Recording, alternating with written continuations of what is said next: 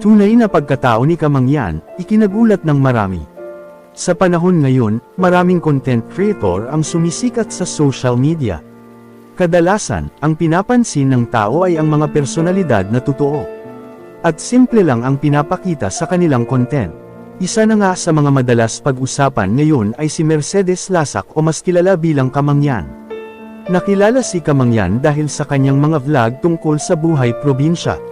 Sa kanyang mga video, makikita ang pagluluto ng iba't ibang pagkain, kadalasan ay kasama ang kanyang pamilya. Simple lang ang kanyang content pero maraming netizens ang nakarelate dito. Dahil dito, mabilis siyang sumikat sa platform tulad ng Facebook, TikTok, at YouTube. Sa kasalukuyan, milyon-milyon na ang kanyang followers. Lalo na sa Facebook kung saan umaabot na ito sa mahigit 16 milyon.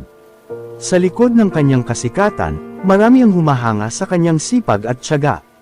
Mula sa simpleng vlog, unti-unti niyang naabot ang tagumpay. Nakapagpandar siya ng sariling lupa, sasakyan, at naipatayo ang kanyang dream house.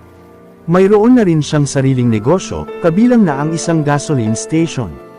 Pero higit sa lahat, napansin ng marami ang kanyang pagtulong sa kapwa. Ilang beses na rin siyang nagbahagi ng tulong sa mga kababayan niya sa Oriental Mindoro. Tulad ng pamimigay ng grocery at pagkain sa mga nangangailangan. Kamakailan, mas lalong napag-usapan si Kamangyan. Matapos ang kanyang kasal sa longtime partner na si Julius Mantala, nag-viral ang kanilang wedding online dahil sa mga emosyonal na eksena. At sa pagiging simple pero makabuluhan ng seremonya. Dahil sa sunod-sunod na updates tungkol sa kanyang buhay, maraming netizens ang mas nakilala pa ang kanyang tunay na pagkatao.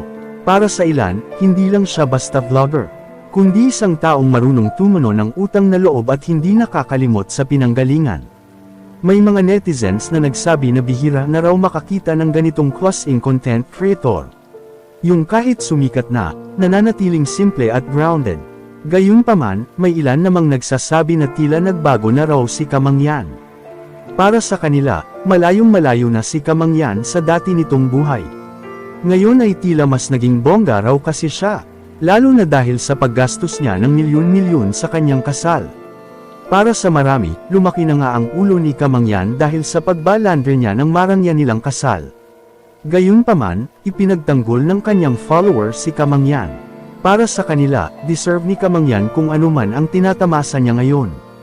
Dahil sa kanyang pagiging masipag, matiyaga at pagiging totoo.